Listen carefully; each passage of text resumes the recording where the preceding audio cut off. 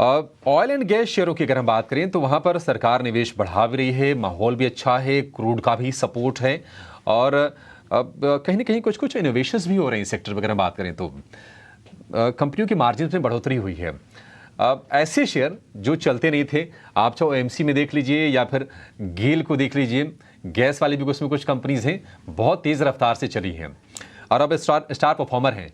विवेक जी, आपकी नजर कहां पर जा रही है और आप क्या सलाह देंगे?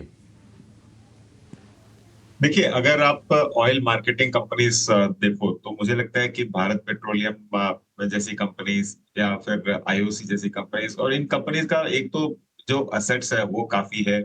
और ये लोग वापस हाइड्रोजन और गैस में बहुत तेजी से रफ्तार से ये लोग एक्सपेंशन कर रहे हैं।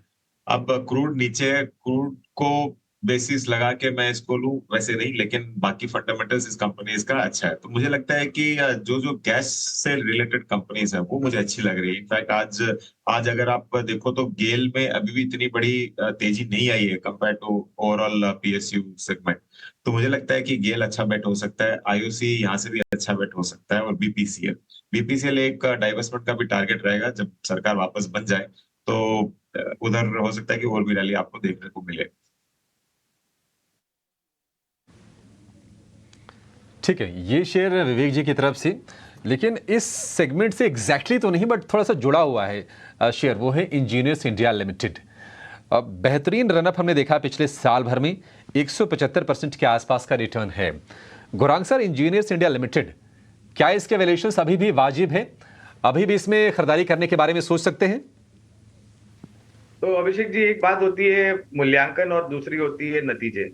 और आप दोनों को अलग करके नहीं देख सकते, दोनों एक दूसरे से जुड़े हुए हैं।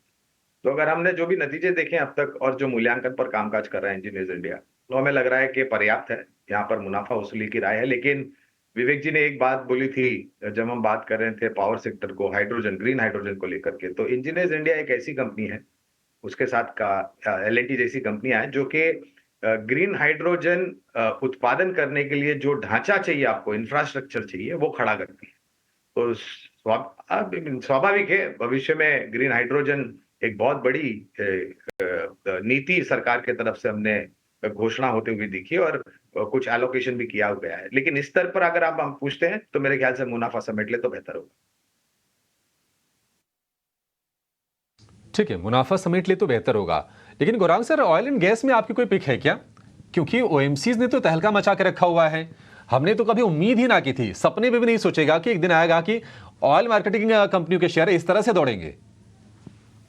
बाजार हमारे हमेशा आपके, मेरे और विवेक जी के और हम सभी के विचारधारा और विपरीत के कामकाज करता है विषय।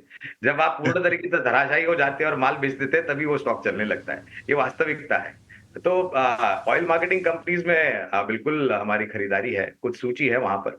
लेकिन जैसे विवेक जी ने बताया, कच्चा तेल और जो तांडव हूती रेबल्स ने रेड सी में मचा करके रखा था, उसके कारण थोड़ी बहुत आवागमन कच्चे तेल का पूरे विश्व भर में असर हुआ था।